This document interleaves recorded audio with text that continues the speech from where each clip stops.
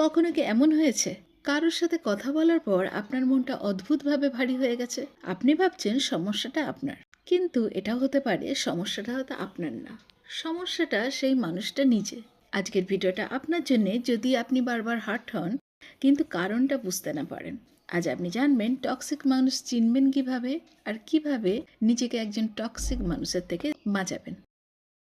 ধরুন, আপনার খুব কাছের একজন মানুষ প্রতিদিন আপনার সাথে কথা বলে, সে হাসে, মজা করে, কিন্তু কথার মাঝেই একটি ছোট্ট করে কাঁটা ঢুকিয়ে দেয়। তুই এটা পারবি না, তোকে দিয়ে কিছু হবে না। প্রথমে আপনি হয়তো ইগনোর করেন, কিন্তু ধীরে ধীরে এই কথাগুলো কিন্তু আপনার ভেতর ঘুরতে থাকে।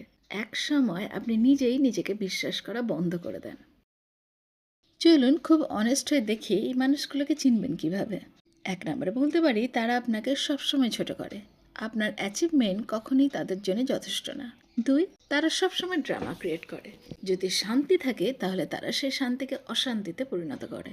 তিন, তারা কখনো দোষ নেয় না, সব কিছু আপনার উপরেই চাপিয়ে দেয়। চার, তারা গিল্ট দিয়ে কন্ট্রোল করে। তারা বলে, আমি এত কিছু করলাম, তুমি তো কিছুই করলে না। পাঁচ, তারা আপনার হ্যাপিনেস সহ্য করতে পারে না। আপনি হাসলে তাদের মধ্যে কিছু একটা জ্বলে ওঠে। যদি এইগুলি আপনার জীবনের কারোর সাথে মিলে যায় তাহলে হয়তো আপনি একা নন। এই মানুষগুলো কিন্তু আপনাকে একদিনে ভাঙে না, ধীরে ধীরে ভাঙে আপনার আত্মবিশ্বাস, আপনার শান্তি, আপনার খুশি। এবং সব থেকে খারাপ যেটা, আপনি নিজেকেই এরপর থেকে নিজেকেই দোষ দিতে আরম্ভ করেন। কারণ তো অনেক কিছুই বললাম, এতক্ষণ পর্যন্ত আপনাকে শুধু ভয় দেখে গেলাম। এবার আসি সলিউশনে। আপনি চাইলে কিন্তু এই সাইকেল থেকে বের হতে পারেন। এক নাম্বার, প্রথমে বুঝুন এটা আপনার দোষ না, সব প্রবলেম আপনার না। দুই, নিজের সীমারেখা টানুন, সবসময় ব্যাখ্যা করতে যাবেন না, বলুন আমি এতে কমফোর্টেবল না।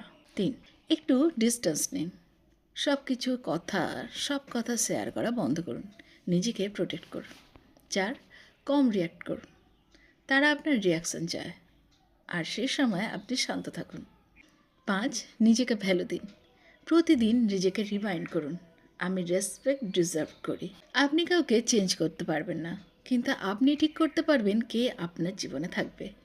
কখনো কখনো নিজেকে বাঁচাতে হলে কাউকে দূরে সরাতেই হয়।